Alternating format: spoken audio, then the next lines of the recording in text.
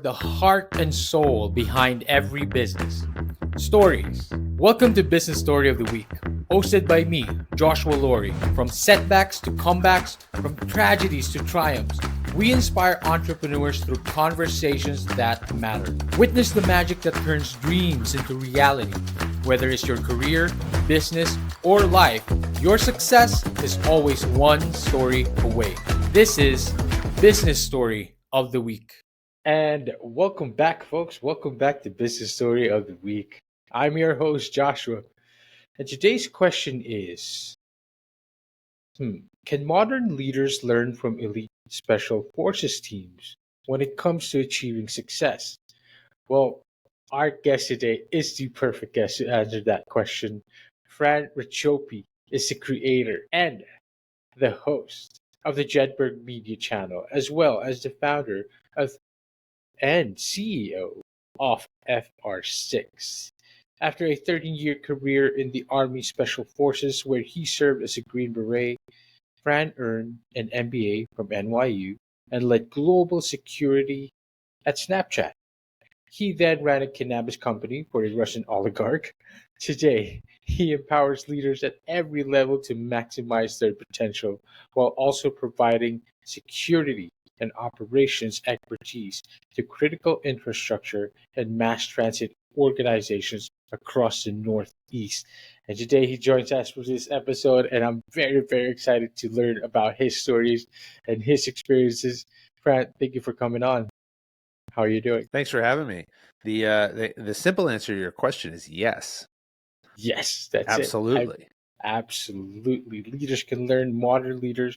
In fact, I can imagine how much it translates into leadership today, military experience into leadership today. But Fran, you have to help us walk through that. Like help us walk through why military leadership translates well to business leadership. But before we get into that, Fran, did the young Fran always know he was going to get into military and run a cannabis company for a Russian oligarch? Did the young Fran know he was always going to do that? I'm not sure the young Fran or the old Fran knew a lot of those things. So what I would tell you is no, not at all. I wanted to be a journalist. That was my goal. My goal was to Oh be wow! a Wow! broadcast journalist. I wanted to be the next Tom Brokaw, Dan Rather, Peter Jennings. Although Whoa! I'm finding now as I speak to more people, fewer and fewer know who those folks are, which is kind of Mhm. scary because it means I'm probably getting older. But they were the pioneers when you looked at network Mhm. news anchor Mhm. capability, and they set the standard. And that was what I wanted to do. I wanted to be I didn't want to be a Green Beret. I wanted to be a journalist. And then what happened was, I was in college, and junior year was 9/11, and and even at that point, I said, I'm going to be a war correspondent. I go out there, cover the world, see these crazy things going on. We've been in Afghanistan, Mhm. and subsequently, shortly thereafter, we went into Iraq, and that was my goal, to be a war correspondent. And then I saw Geraldo Rivera out on Okay. patrol with an infantry squad, Okay. and they got Okay. into a firefight, and he pulled out a pistol, Whoa! and he fell down, dropped the pistol, and all these guys are yelling at him like, "What are you doing? You don't know what you're doing." And right then and there, I said, "You know what? No way. Not going to be Whoa! that guy. I'm going to be the other guy. Whoa! And if I want to be a journalist later on down the road, I can do that." And so I had this vision that, I'm going to get out of college when I graduate, and then I'm going to go become a Green Beret in the U.S. Army and serve my time however long that might be. And that's what I did. I went to officer candidate school. I spent about 3 years in the infantry. And then when my opportunity came up to go to selection and attempt to go over to become a Green Beret in the Special Forces, that's what I did. And I was selected, passed all the training. And then I served the remainder of my career in 10th Special Forces Group. And it's the best thing I ever did. Wow! Wow! I mean, Fran, that's quite the story. But of course, 13-year career.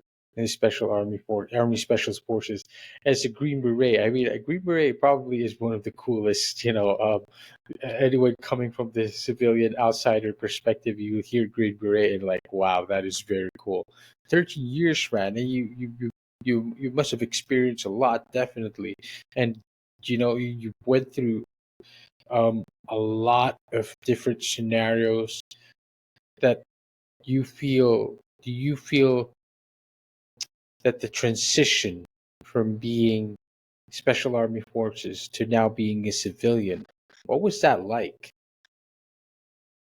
Yeah, the transition's hard. I think the Mm-hmm. longer you're in, the harder it is to transition. Mm-hmm. Because, and depending on when you go in too, I mean, there's certain periods of time when you go in, and based on when you do go in, there may be Right. things that you experienced or you didn't experience prior to going in that are going to help shape you. For Mm-hmm. me, I went in as soon as I graduated college. So Right. and that was in 2003. So those years that many folks have that they tell you you do stupid things in your 20s. I Mm-hmm. never had that. The things that I did was go to combat, lead Right. soldiers. That's what I did in my 20s, and so your perspective on things changes. And so Absolutely. later on, I was 36, 35 when I got out. And, Uh-huh. there had been a gap, a 13-year gap in my life where I had Mm-hmm. not experienced a lot of the things that as I went into business school, Mm-hmm. and I went to NYU to get an MBA, my Mm-hmm. my peers had experienced things in life Right. that I hadn't experienced, and had Right. done things that I hadn't done, and that I felt I had missed out, and that I needed to get involved in, and I needed to go, live life and do all these things that everyone Mm-hmm. tries to do in their 20s. But I was in my mid to late 30s, and it's not quite as easy. And Uh-huh. Uh-huh. so I think transition's hard. And then once then you got to figure out what you want to be, and who you want to be, See. because for so long you're identified by this tab on your shoulder, this hat you wear on your head, the beret that you wear on your head, that becomes you, and you identify with that, and everybody around you is like that, and everybody's like-minded to a good extent. But Mm-hmm. you get out, and that Ooh, community is lost. That community absolutely. is gone, and you have to find a Absolutely. way to replicate it. You have to find where it is. You're not Mm-hmm. with those folks every single day the way Wow. that Of you course. were when you were in Of sharing those course. experiences. But you also know what right looks like. You know what Exactly. greatness looks like. You Wow. know Of what the course. standard looks like. I love And that. so what you identify is that the rest of the world doesn't operate like that. Mm-hmm. Mm-hmm. And you now have to start to moderate the throttle on Wow. how Of you course. apply what your Yeah. perspective into the what I'll call the real world, the rest of the Mm-hmm. world, the civilian world. Mm-hmm. Mm-hmm. Because the way that we operate in special forces isn't going to be the way that 99.9% of Of course. organizations are going to operate. And if Of you course. try to bring that mentality and that speed, and I just released an episode of the Jedberg podcast a couple of days ago, which is kind of we're promoting right now, episode 142.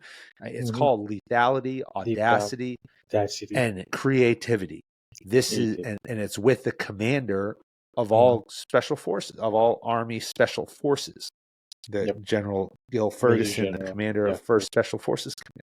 And that's what we're talking about. An Mm-hmm. organization who's willing to find a solution to any challenge, move very rapidly to do so. If you try Mm-hmm. to do that in the civilian world, as I learned, the hard way in my life when I was out, you can't force it down everybody's throat. So you got Wow. to Of figure course. out how to modulate that, and you've got to apply those lessons when and where they're applicable. Step one, but Mm-hmm. step two, when you have a receptive audience.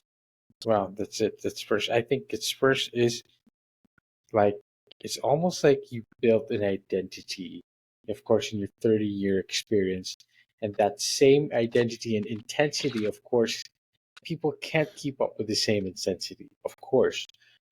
What was it like putting how much of the intensity did you have to tone down in business school when you were bringing all that in? Because of course, right, you had all this organization experience. You know that this is what it takes to get done. But business school, I mean, it's not like people are gonna be like go at it for you. What were the very significant differences, and how much did you have? How much do you have to tone it down? What were the biggest adjustment that you had to make from military school to business school? Well, I think you're very fortunate coming out of the special forces, because Mm-hmm. one of the great things about being in the special forces is that your job is to liaise and work hand in hand with partner nations, allied forces, partner nations, foreign nations. And so that teaches you an appreciation of the fact that everybody does things a little bit differently. And there Okay. may be different ways to get to the same objective. We Mm-hmm. may have a way, our way may be good, but we don't always understand everybody's culture or their Yes. environment. And we may Yes. not understand how they're going to do things, and what works for us may not work for them. And we have to Yeah. be very conscious of that. And I think that lesson was something that I had to apply in business school, because Mm-hmm. people were there for different reasons. They're there to gain different levels of experience or skills that they're going to take forward. But there were also people there who came from great experiences, just like I did. And so there was opportunities to learn from those people, ask questions, understand where they came from, seek their expertise. Like, I was great. I didn't take any classes on organizational design or leadership, or Wow. because I felt like I had some good experiences there. And in my Mm-hmm. 2 year time, you only have a finite amount of classes that you can take. And I wanted to I needed to learn the hard skills. I needed to learn Right. accounting, finance, Mm-hmm. marketing. I needed to understand business strategy. How do Right. you create a business plan? And I love that. uh, how do you run a business? And so for me, those hard skills were much more important. And that's where I chose Wow. to dedicate my time. So, but there were people in my class who were accountants. They had been 15 years in finance. And so you Uh-huh. could leverage their experience in that stuff. That's it. But there were also people who'd done that who never led anybody. That's it. That's it. So there's also like more, it feels like there are more diverse experiences that you could tap to, of course, now that you're in the civilian world. Not that there isn't a diverse experience in the in the military world as well, but now that you've come out, now that with your MBA at NYU, today you're running a company. You're a founder and the CEO of FR6. You tackle some of the most challenging security issues in both public and private sectors. I mean, this is a really, really cool endeavor that you're doing right now. Um, can you discuss particularly a challenging project you worked on, and why did you choose to come into this kind of endeavor and this business, the strategies that you employ to ensure success when it comes to companies and to leaders, and again, what were the lessons and experiences that you took with you from being a Green Beret? Being a founder of a business is by far the hardest job that I've ever had. Wow. And Wow. I also thought it was a good idea to start two businesses at the exact same time and then run Oh them man. in parallel, which each and every day I question that decision and wonder if that was a good idea or not. Some people will Mhm. tell me, yeah, other people will tell me no. It's just only a matter of time. I happen to err on this. I'm an optimist, and I happen to err on Oh the man. side of it will work out. And what I did is I started both the Jedberg podcast and FR6 at the same time. Yeah. Wow. Shortly into COVID, my company, the cannabis company that I worked for, shut down, Mm. and yeah, I had to figure out what I was going to do, Mm. because now it was COVID, everything was shut down, there was Wow. really no opportunities, and I had to figure out how I was going to provide for a family and a growing family. We had we had our son during that time, and Wow.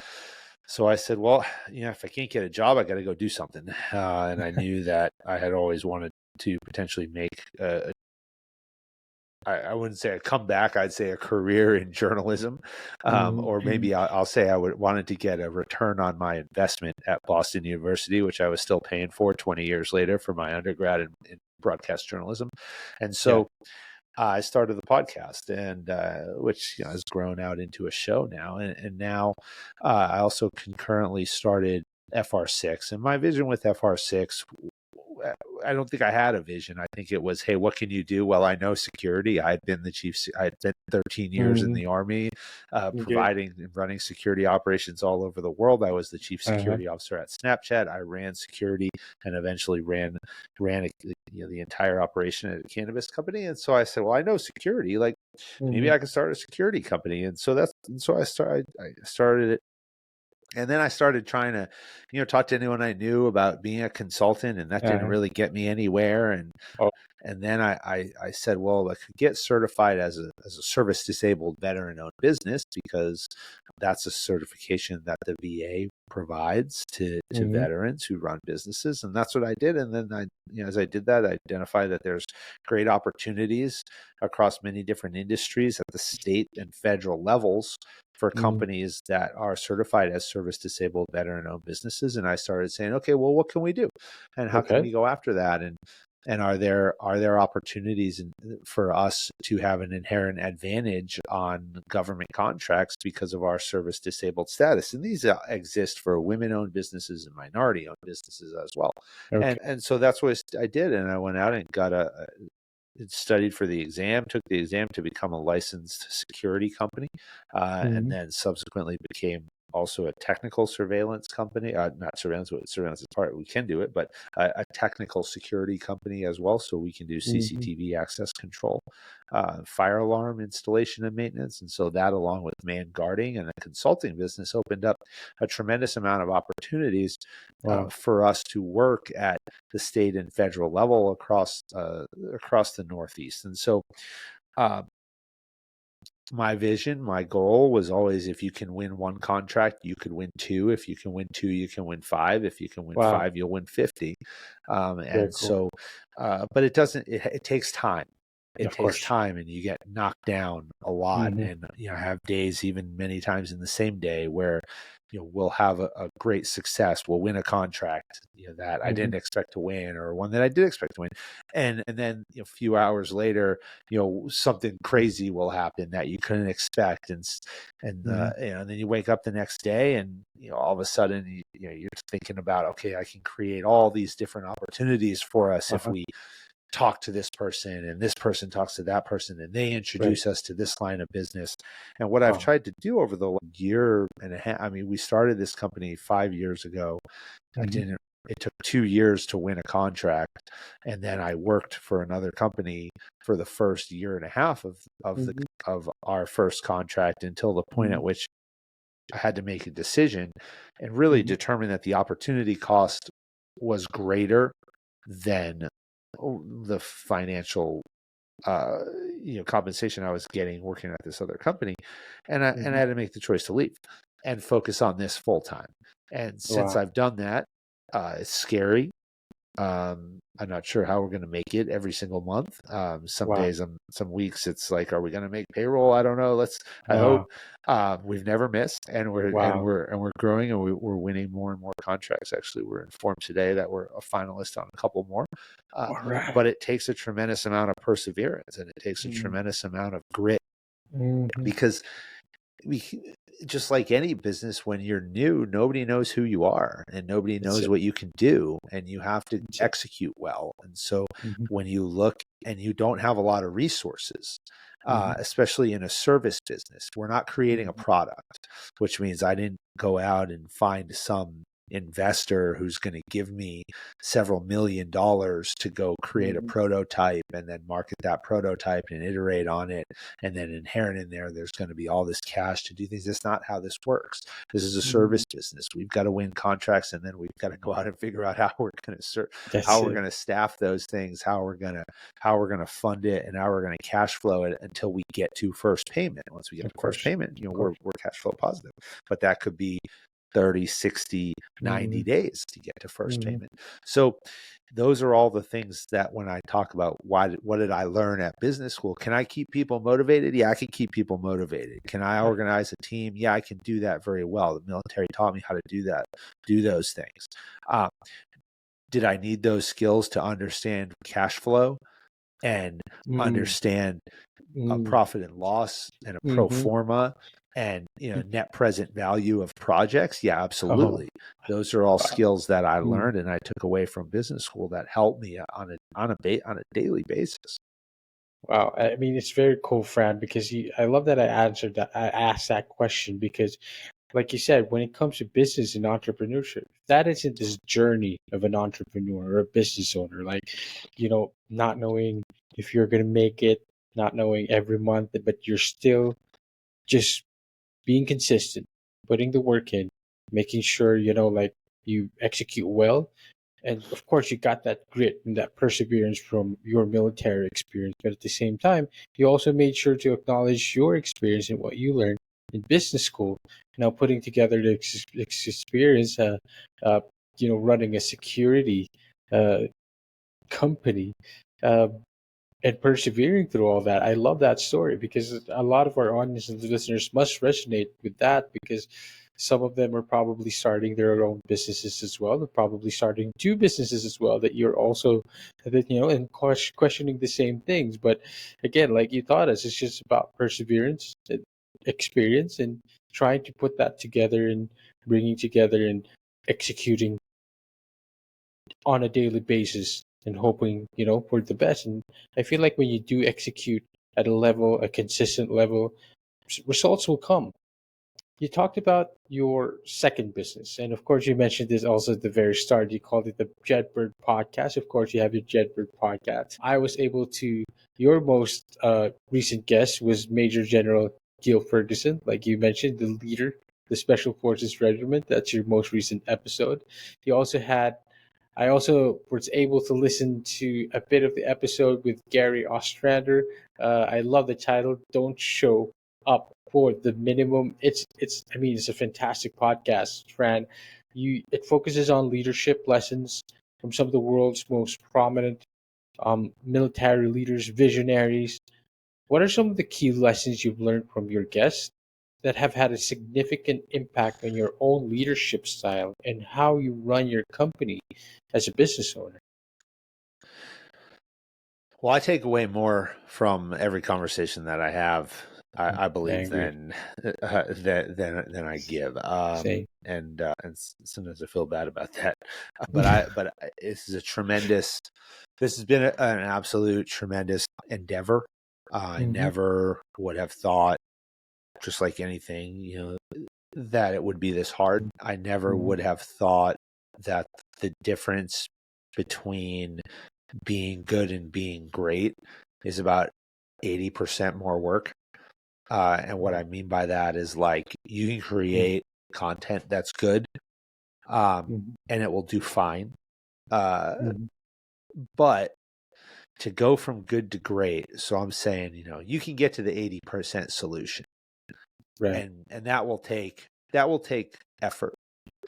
Yes, of course. But if you want to get to the 95%, if you want to close Hmm. that last 15%, Hmm. when I talk to athletes, I work with a lot of athletes and I work with Hmm. executive leaders and I do a lot of executive coaching and performance development work Hmm. with athletic departments and teams on elite performance. And what I tell them is that you guys are all great athletes. If you're Hmm. on a Division I team, there's not a huge difference. If you're a professional athlete, there's not a huge difference between Hmm. you and the next guy, girl, whatever it might be. But often the distance is the difference is your mindset.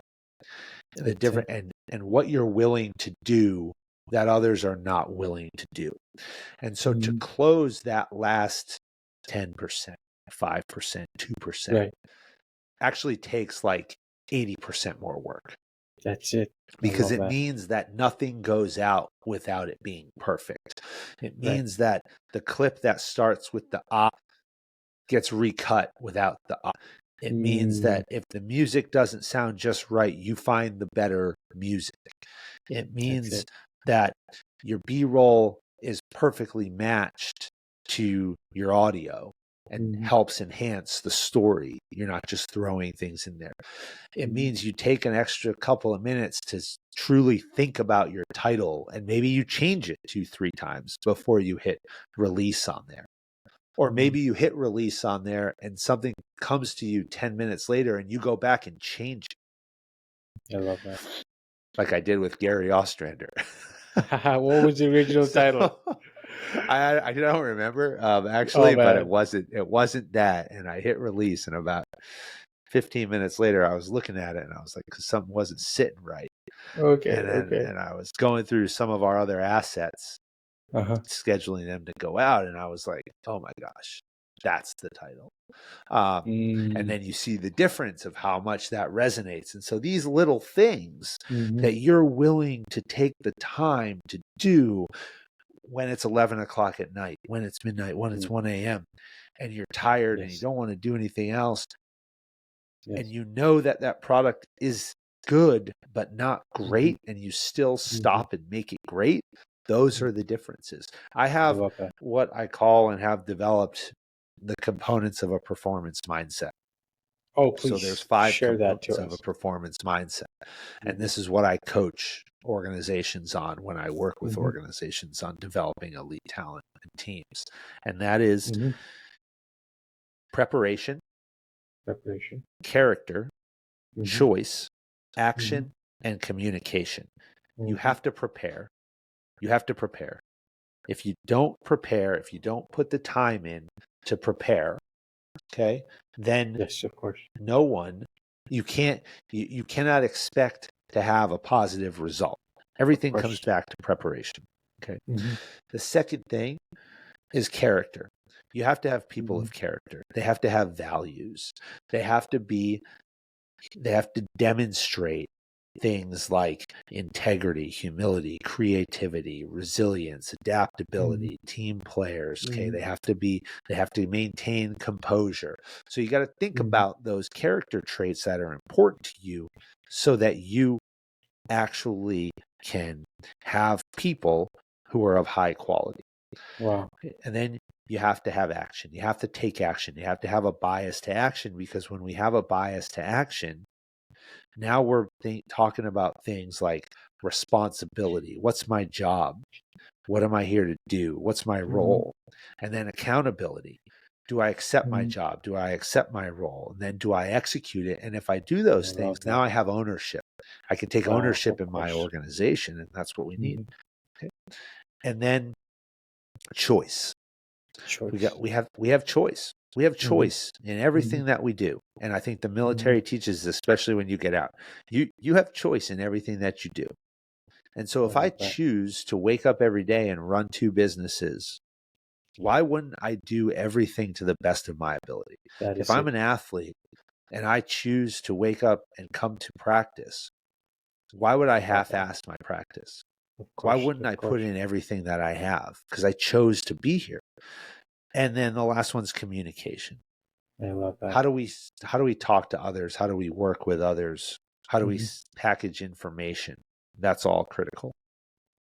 I love that. Fran, thank you so much for sharing that entire complex the leadership complex, 5 steps, um 5 different elements or 5 different concepts that we need to come up with or we need to master when it comes to. I love it because you took this experience you're teaching us to us today, and you can apply it really in business. You can apply it in your civilian life, so to speak, right? And you can apply it in all aspects of your life. I love that accountability and ownership come together. I love that concept of choice because you chose this. You better, you better put in the work. And like you chose this, you wanted this, you put in the work. Fran, of course, the this greenberetfoundation.org, the Jedberg podcast, if you guys want to check that out. And of course, your website as well as fr6.com is where we can check out the security company of Fran, is there anything else where we can find you? Where can we connect with you? Are you on any socials? We'd love to get to know you more.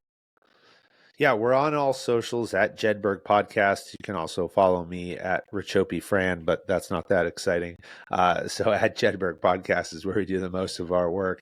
And then also go to our YouTube channel. So the YouTube Mhm. channel for Jedberg Media Channel, Jedberg Podcast, is, I'm proud to say, as of the last couple of days, rapidly growing at Mhm. about 500 subscribers a day.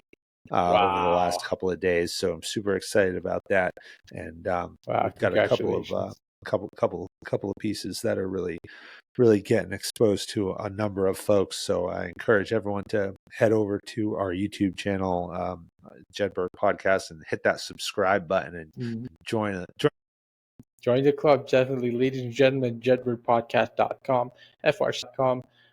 Fran, I love it. I always love having military guests on here on the show because the interesting aspect of turning that military experience into business experience, into life experience, I think is so valuable and so priceless. And thank you for coming on to the show, Fran. I really love the insight. I really love the experience. Um, One last bit of wisdom that you'd love to leave behind the audience and listeners, what would it be? Take us home. Yeah, I think I'll go with the tagline of the podcast, of the Jedberg Podcast and the Jedberg Oh, Media Channel is mhm. how you prepare today determines success tomorrow. I truly believe that. So Wow, you I got to love put the that. work in. So we all have big ideas, we all have big dreams, but the difference between people who are successful in what they do and those who aren't are those who are willing to take the first step and then actually continuously put the work in and day out. Day And in and so day out. you got to be willing to do that with and tackle any challenge with an unwavering and relentless attitude. And if you do that, It's, you'll be successful. I love that. I love that. Fran, thank you so much for sharing your insights and all your perspectives. Fran, thank you for coming on the show. Thanks for having me. To all our audience listeners out there, check out Fran. Thank you for watching the episode, and we will see you on the next one. Bye bye. All right, so here's the thing. We try to get a little bit better every day, but we can't do it without you. So if you like the video, make sure to like and subscribe below. And if you have any comments, just leave them in the space under.